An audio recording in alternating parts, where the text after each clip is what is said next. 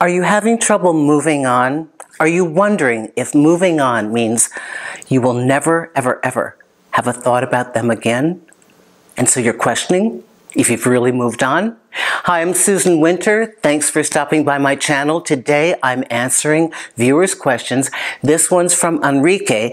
Enrique wants to know how to move on once and for all and get over an obsession for somebody in the past.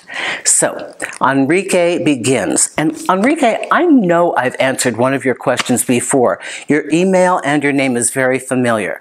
Enrique writes, "Dear Susan, your videos are inspiring and I love you." Well, I thank you.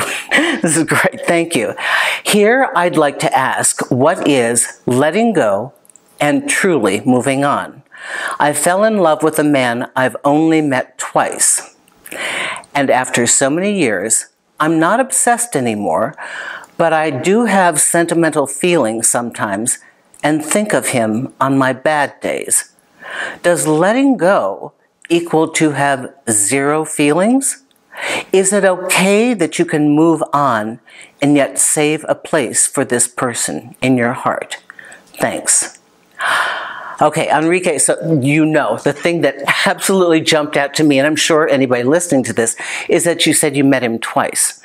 So if you know my work, you know that that's what I call the dream. You don't know this person, you met them twice. So your impression of them makes you think that they are everything you've ever wanted, and you never got to know them well enough to dispel that myth.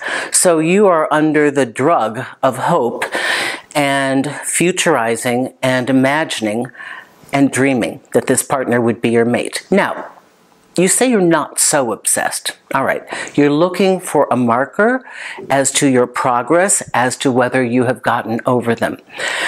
You know, it's okay to think back on a flirtation or an entanglement or a liaison or a whatever you want to call it, and think of it fondly. That's okay. That's your life, and those are your memories, and they count.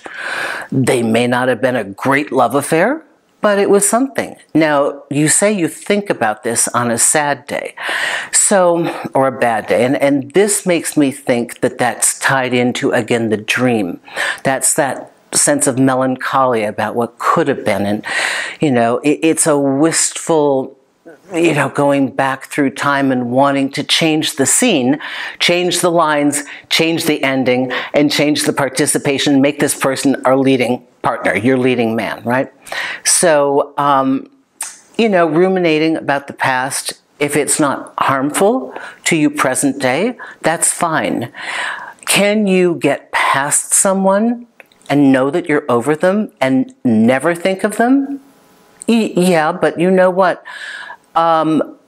Chances are, within the span of a lifetime, we will have thoughts that are triggered about, you know, from something on the outside. And they'll remind us of a partner or a moment in time, or a song could remind you of when you met this person, and it brings them back to mind. It doesn't mean you're stuck. It's just a trigger. Now, if an external stimuli or a daydream that you're having that's internal takes you to a place where you feel stuck and you feel incomplete and you have that longing for something that you never had, now that's verging on obsession. And that is an unrealistic painting of a very sparse picture that had a few little pin dots on it, and you've just tied in the rest. So moving forward doesn't mean we never think about them, but it's, do we indulge in that thought, and does that make us sad? Where do we go with that blip on the screen thought? Do we go into a moment of sadness, a downward spiral? That's a problem. But to just think about them, and maybe there are multiple of feelings. This could be somebody you broke up with. It could be somebody you divorced. And of course, you're going to think about them, but there are many feelings. So thinking about somebody from the past does not mean you haven't moved forward. It's when you can't let go of how you wanted that situation to be, and it's not, That's the obsession. That's the loop. And that's where we do not want to get caught. So for those of you who are worried that just because you have a thought about this person, no, you've moved on. It's what you do with those thoughts, how long they linger, and where those thoughts take you to emotionally. That's the discernment that you need to have. So I hope this helps you. And Susan Winter here for SusanWinter.net. If you have a question about a breakup, you need to know something, I really, really, really love this audiobook that I did called Breakup Triage, The Cure for Heartache. For most of you on Audible, it's free.